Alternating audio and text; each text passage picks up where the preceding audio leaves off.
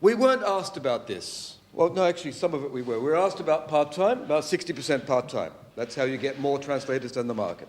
Freelance, 74%. Okay, depending on the sector, but 74 or above. And women, 70% or above. And the part of the report that deals with the women says, so what? But there is a traditional logic that says, this is a good profession for women because they can work part-time while they're bringing up kids, and they can do it at home and be freelance. Okay? So that all goes together. We argued that the problem with professionalizing translators, that is moving it from, this was done in the United States for sign language interpreters. Many people want translators to be up here as a closed profession, doctors, lawyers, engineers, etc., okay? The problem is that we have a profession that is 60% part-time, 74% freelance. And doctors, lawyers, and engineers tend not to be part-time freelance. Yeah? The problem is not the number of women, the problem is the part-time freelance nature of the work, the fragmentary, small, one-person company type work. It's very hard to set in place any strong identity. I think we'll finish there.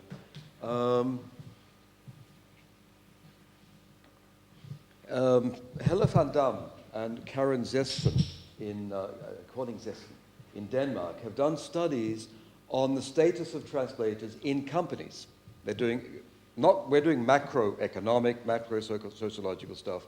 They look at where translators sit in a company, and they look at the pay scale compared to other people in the company, and they find that the status of translators is not so bad. But one of the very interesting things they did, they interviewed the non-translators in the company about the status of the translators. Do you think translators have the same status as you, less or more? Okay? And the translators of them. So you get everybody, the different professions, talking about the perceived status of the other profession.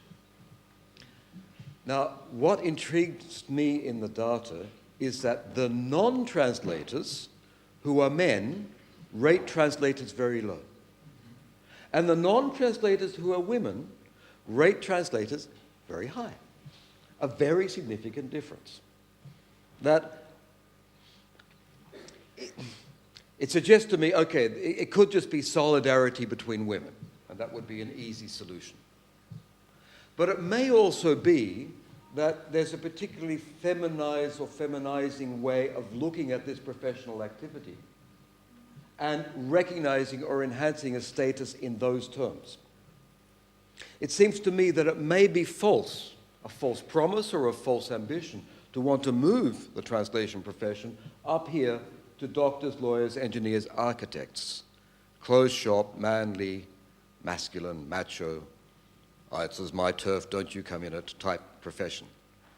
There may be a reason for attempting to move part of the way, but not all of the way, and recognizing that much of the profession comprises women, and much of the status that is recognized by women. As a man, that is an area of some mystery and fascination to me. But it did occur to me that many of the people I was working with on the project, and many of the people who write about professionalization, want translators to go all the way. I don't know. I would be quite happy with some kind of measure that went just a part of the way. I'm going to finish with just one. Okay. I mentioned Bourdieu. I would apply Bourdieu, Luhmann here. Both of those sociologists, and a lot of people working in the sociology of translators, are looking around, picking up a sociologist and applying the work of the sociologist. Okay?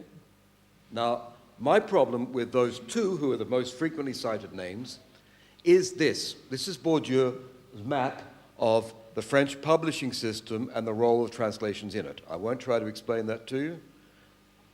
The simple point I want to make is that it's a map of France, of the French publishing system.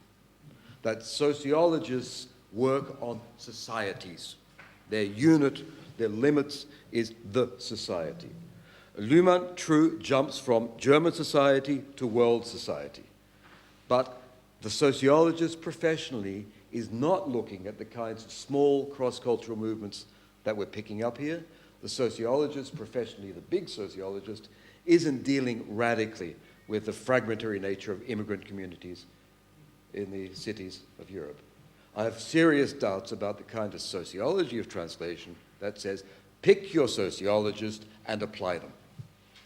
I think we have to rethink the entire field from the contact zones that we're looking at and let the problems of translation configure the sociology we want to develop. Thank you for your attention.